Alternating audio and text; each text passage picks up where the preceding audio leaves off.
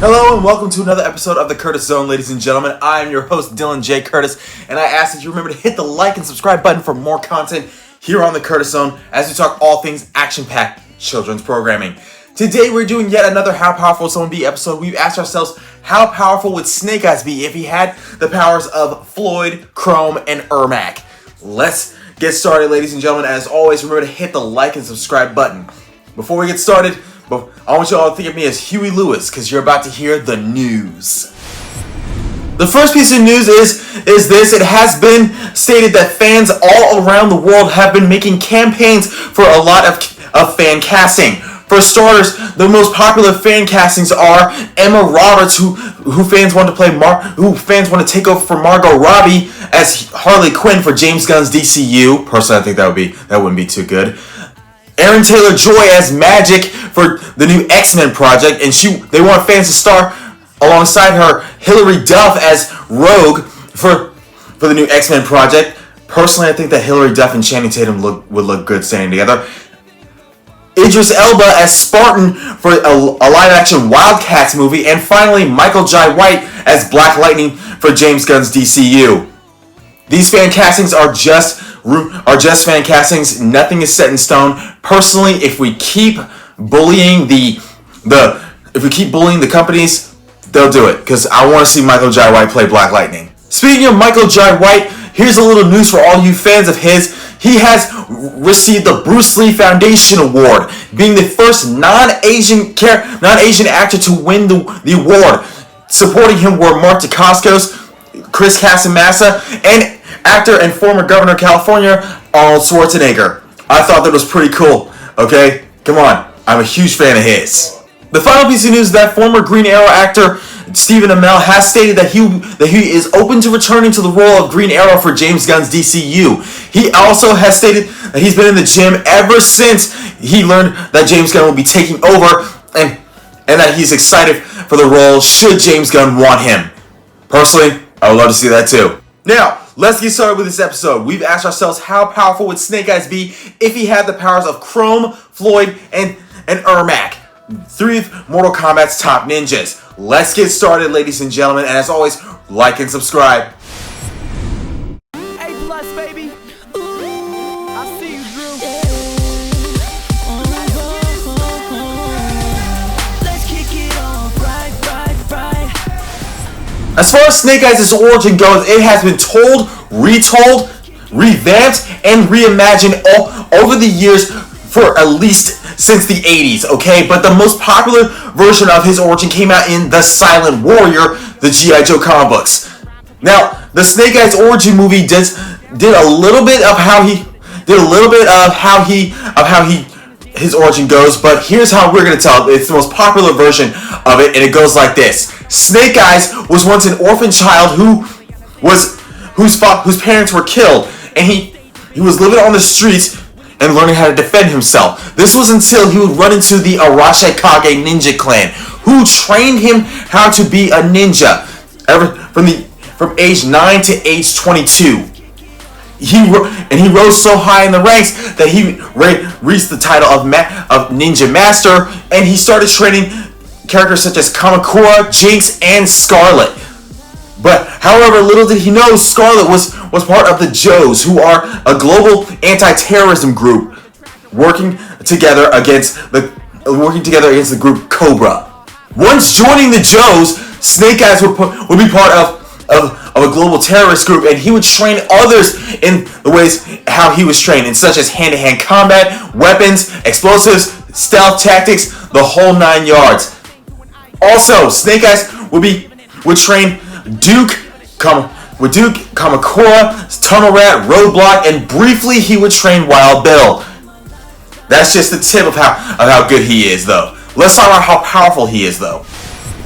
Now, Snake Eyes has no lethal abilities. His powers comes from hard work, determination, and plenty of research. He made top 5 in the top 10 best martial artists in animated television, which you can find up here.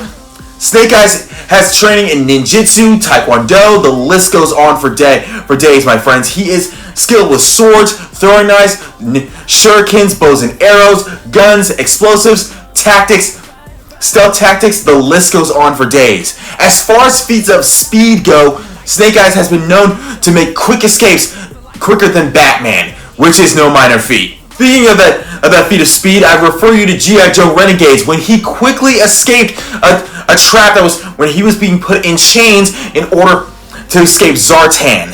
That's pretty impressive. As far as feats of strength go, Snake Eyes' strength comes from strength of mind and body. Not super strength, just strength of mind and body.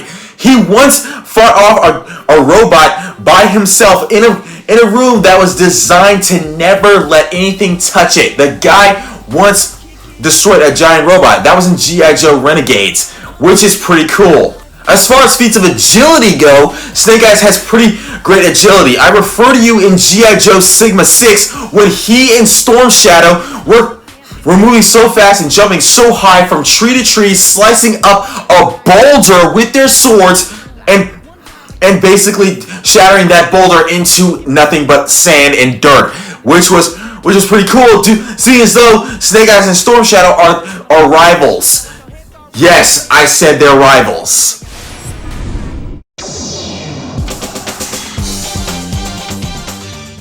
Now let's talk about how powerful these Mortal Kombat ninjas are. We're going to start with the Crimson Ninja, Ermac. Now, Ermac is the collection of souls that has been bound together by the magic of Quan Chi later in Mortal Kombat 1, but in the original timeline, it was brought together by Shao Kahn. Now, Ermac himself has abilities that no one has really fathomed yet. First of all being the fact that he has flight capabilities, he has telekinesis, telepathy, the list goes on. But the most notable ability that he has is that fact that he has the ability to enslave souls as part of his evil stitching. Imagine that power in the hands of Snake Eyes. That's pretty cool.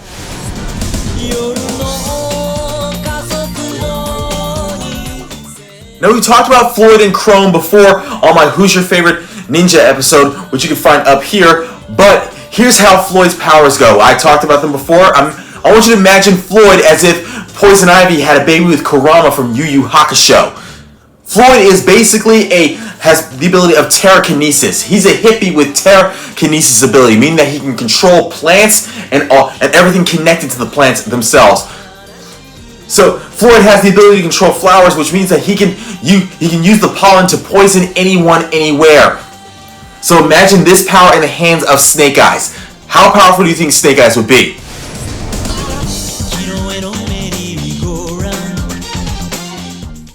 I gave an origin on Khrome, which you can find up here, and I gave him powers as well. And here's how his powers go.